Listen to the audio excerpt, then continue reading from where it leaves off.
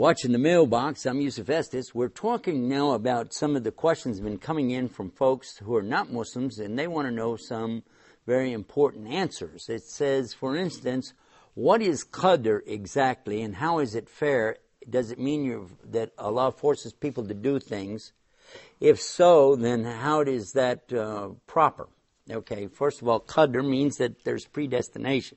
We've spoken about it a number of times in our programs, but it means that Allah already knows everything that will happen, and that Allah is actually in control of it. How it's fair is that He always knows in advance all of that possibilities, and He's already designed everything to fit.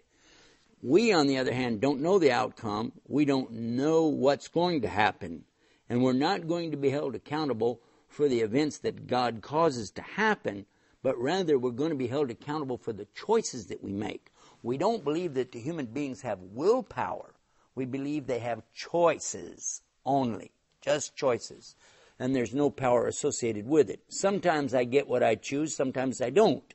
Sometimes it's not the way that I expected it to be. And in fact, most of the things that we do in our life really aren't coming out the way we thought they would be. So it's up to Allah to make everything happen, but it's up to us to make the proper choices as the events are taking place. And as far as it being fair, as I said, we're only being judged according to the choices.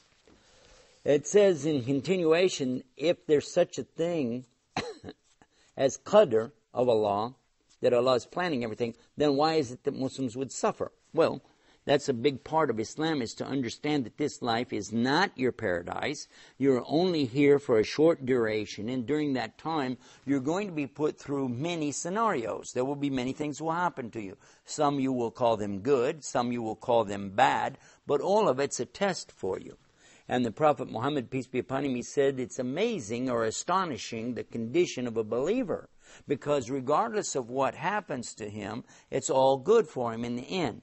Because when the good things comes his way, he's thankful to Allah, and when any difficulties arrive, any calamities in his life, he makes sabr or patience, and this is good for him, but it's only going to be in the case of who?